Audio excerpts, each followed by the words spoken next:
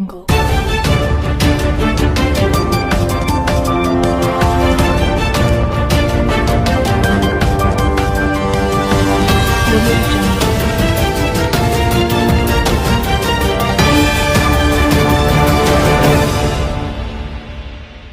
નમસ્કાર દર્શક મિત્રો, આપ જોઈ રહ્યા છો Banas crime 24 news Gujarati channel. હવે જોઈએ આજના મુખ્ય સમાચાર।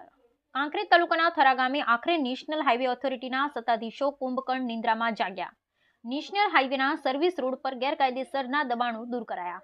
બનાસકાંઠા જિલ્લામાંથી ડીસા, સિહોરી, થરા, રાધનપુર પરથી પસાર થતા ધોરી માર્ગ નેશનલ હાઈવે નંબર 27 પર આવેલ કાંકરેજ તાલુકાના વેપારી મથક થરાના સર્વિસ રોડ પર દબાણ કરી રહેલ લારી, ગલ્લા અને ખોટા બાંધકામો દૂર કરવામાં આવ્યા છે। કાંકરેજનું થરાનગર જે 50 ગામો સાથે જોડાયેલું શહેર છે, જ્યાં નેશનલ હાઈવે પસાર થાય છે, જેના સર્વિસ રોડ પર આડેધડ દબાણ કરી દીધા છે। ગઈકાલે 13 જાન્યુઆરીની વહેલી સવારથી નેશનલ હાઈવે ઓથોરિટી, જિલ્લા વહીવટીતંત્ર અને નગરપાલિકાના સંયુક્ત ઉપક્રમે દબાણ દૂર કરવાની કામગીરી હાથ ધરાઈ હતી। દબાણ કરીને બેઠેલા વેપારીઓને નોટિસ આપી દબાણો હટાવી લેવા જાણ કરાઈ હતી।